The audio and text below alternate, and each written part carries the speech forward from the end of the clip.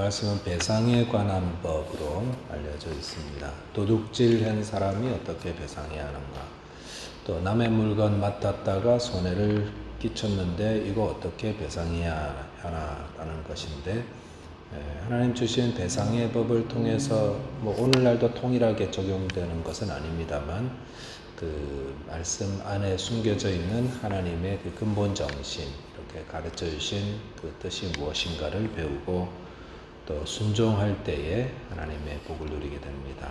본문 말씀 함께 묵상하며 나누겠습니다. 첫째로 묵상할 내용은 도둑질은 자신의 삶을 공공하게 만든다라는 것입니다. 도둑질하면은 망한다 라는 겁니다.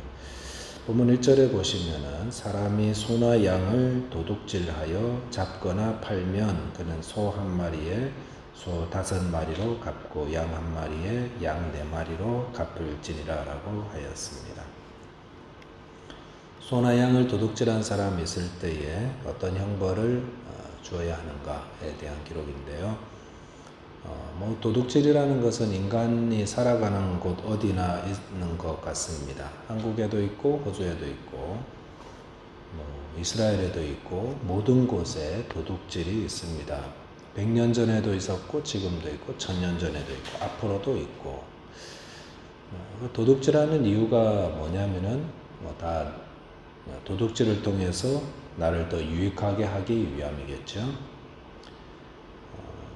근데 본문에 보시면은 도둑질을 해서 절대로 잘 사는 게 아니다라는 말씀 우리에게 주고 계십니다. 도둑질한 사람이 어떻게 배상해야 되는가?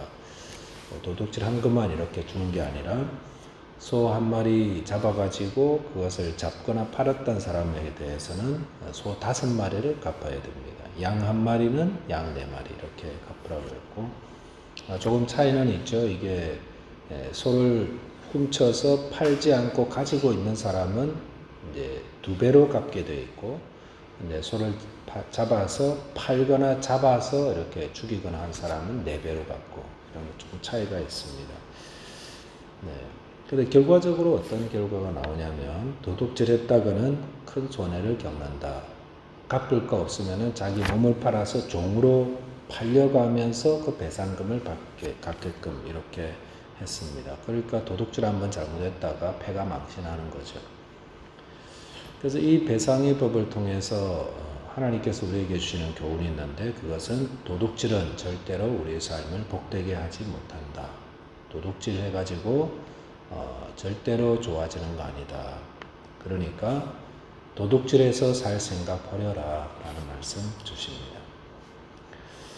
모세가 살던 그 당시 사회는 매우 사회가 단순했기 때문에 도둑질 하면은 집안에 있는 가축 도둑질하는 그 정도로만 했던 것 같습니다. 그러니까 소, 양 이런 게 대표적이죠. 오늘날은 소나 양을 기르는 사람들 그렇게 흔하지 않습니다. 근데 좀 사회가 많이 복잡해져 가지고 도둑질의 개념이 좀 더 다양해진 것 같습니다. 다른 사람의 아이디어 도용해서 쓰는 것도 도둑질이라 그러죠. 직장에서 정해진 시간 일하도록 약속되어 있는데 그 시간 일하지 않고 게으름 피우는 것도 도둑질의 하나다라고 볼 수가 있습니다. 물론 남의 종이 하나라도 볼펜 하나라도 허락 없이 가져다 쓰는 거, 이것도 도둑질입니다. 다른 도둑질할 때 어떤 마음이 드냐면은 이거 가져가면 내가 좀 더 부유해지지 않을까라고 하는데 절대로 그렇지 않습니다. 그 이유는 우리가 정말로 부유하고 복되게 살 수 있는 것은 하나님이 그렇게 해주셔야 가능하기 때문입니다. 잠언 13장 11절에 보시면은 망령되이 얻은 재물은 줄어가고 손으로 모은 것은 들어가느니라 라고 하였습니다. 망령되이 얻은 재물이라는 것은 바르지 못한 방법으로 얻은 재물을 의미하고 있습니다. 도둑질하고 사기치고 속여서 얻은 재물들 주로 간다라고 했습니다. 손으로 모은 것은 성실하고 정직하게 일해서 모은 재물을 의미하는데, 이런 것은 늘어간다라고 했습니다. 줄어간다, 늘어간다라는 것은 돈에 많아지고 적어지고 이것을 넘어서 복되고 풍성한 삶을 의미하고 있습니다. 도둑질한 걸로는 절대로 복된 삶 살지 못합니다. 이게 하나님의 질서고 또 하나님의 법이고 교훈입니다.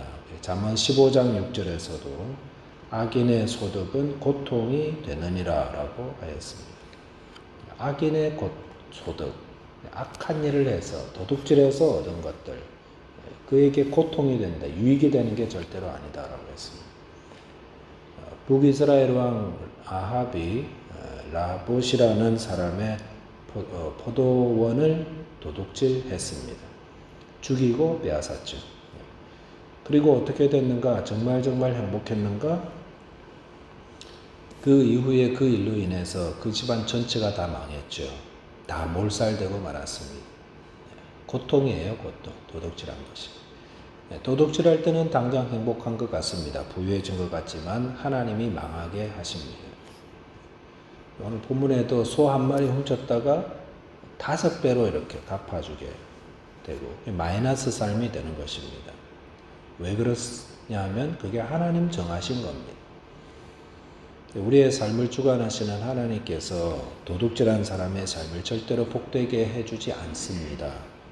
그러니까 정직하고 성실하게 손으로 얻은 것들 정직하게 일하라 라고 하십니다. 이것이 복된 삶을 사는 비결입니다. 저와 여러분께서 도둑질을 통해서 절대로 풍요롭지 못하다, 오히려 마이너스 삶이 된다는 것을 알고 늘 주의 말씀대로 성실하고 정직한 자로 살아가게 되시기 바라겠습니다. 두 번째는 다른 사람의 삶을 소중히 여겨야 한다라는 겁니다. 이게 하나님의 뜻이고 또 우리에게 가르쳐 주시는 것입니다. 본문 5절에 보니까 사람이 밭에서나 포도원에서 짐승을 먹이다가 자기의 짐승을 놓아 남의 밭에서 먹게 하면 자기 밭에 가장 좋은 것과 자기 포도원에 가장 좋은 것으로 배상할지니라라고 하였습니다. 어떤 사람이 소나 양을 데리고 나가서 풀을 먹이고 있었는데 잠시 한눈을 파는 사이에 이 가축들이 남의 포도원이나 남의 밭에 들어갔습니다. 그런 상황을 예로 들었습니다. 과거 한국에도 그런 경우들이 많았죠. 소 풀 먹이고 온다고 이렇게 데리고 나가잖아요. 그럴 때 이게 소를 계속 붙들고 먹이는 거 이렇게 지켜보지 못하니까 그냥 좀 풀어놓고 이렇게 먹게 했습니다. 그런데 이 소가 그냥 가만히 있는 게 아니라 이렇게 먹다가 이제 남의 밭에 들어가는 경우가 있었습니다. 이스라엘에는 포도원을 다들 많이 하니까 이 소나 양이나 이런 것들이 이제 남의 포도원에 들어가서 포도 막 따먹고 남의 밭에 채소들 막 뜯어먹고 막 밟고 막 그런 사고들이 생겨나게 된다는 것입니다. 그럴 때 어떻게 해야 되나? 아유 뭐 소가 뭐 좀 먹을 수도 있지 뭐 이렇게 넘어가는 게 아니지. 밭이나 포도원 주인에게 손해가 생겼잖아요. 물론 소 임자는 일부러 그럴 의도를 가지고 풀어놓은 게 아닙니다. 그런데 그럴 때 어떻게 해야 되는가? 하나님이 이런 상황에도 법을 주셨는데 그것은 소 주인이 소가 피해를 입힌 만큼 배상해야 한다. 근데 배상할 때 어떻게 하는가? 자기 포도원에 또 혹은 자기 밭에서 가장 좋은 품질의 것으로 배상해 줘야 된다. 아이 뭐 얼마 먹지도 않고 뭐 다 뭐 시들어가는 거 먹은 그런 거 필요 없어. 이 어떤 요만큼 피해를 입혔다. 그러면은 뭐 품질이 낮고 좋고를 떠나서 우리 밭에 우리 포도원의 제일 극상품의 포도와 그 채소로 대신 갚아줘야 된다라고 하였습니다. 여기서 또 어떤 교훈을 얻냐면은 의도성을 가지고 있지 않다 할지라도 내가 나의 소나 내 것을 가지고 남의 밭이나 남의 포도원과 남의 재산과 어떤 것에 피해를 끼쳤다. 결국 내가 손해를 보게 됩니다. 결국 그러니까 내가 미리 조심하고 주의해야 한다.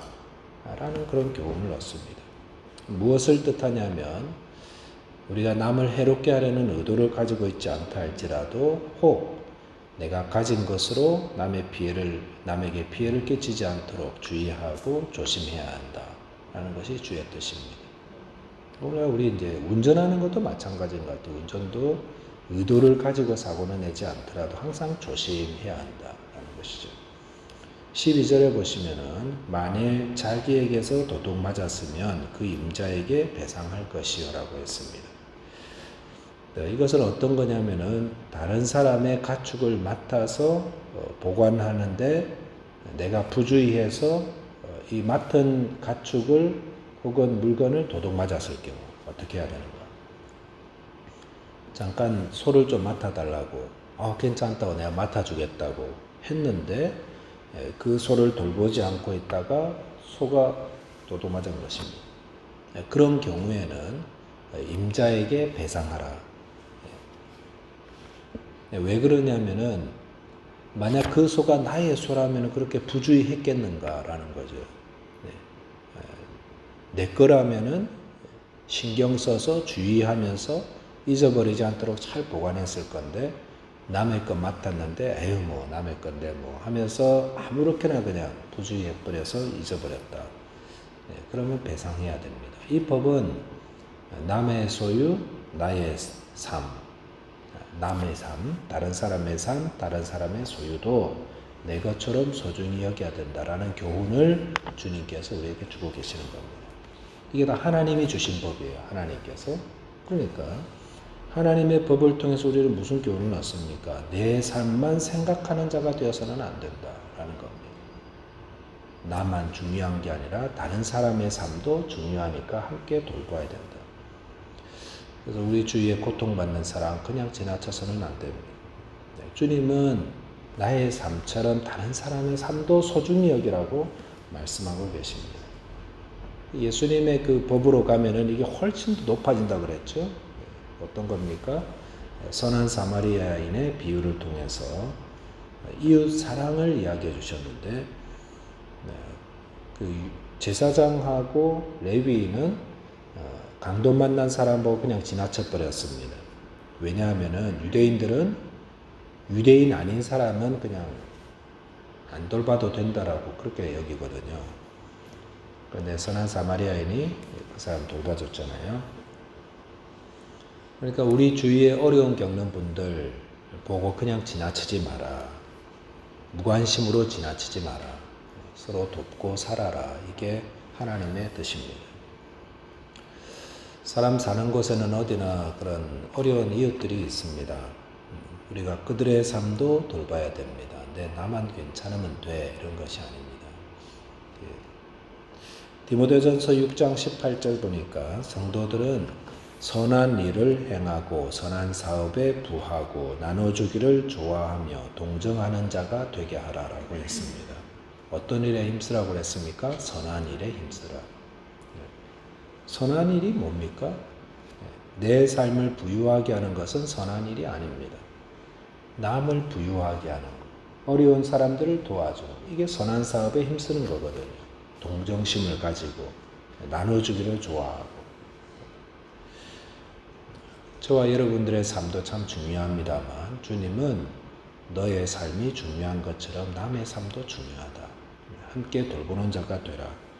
그리고 선을 베푸는 삶을 살아라라고 말씀하십니다. 이것이 하나님이 우리를 향한 뜻입니다.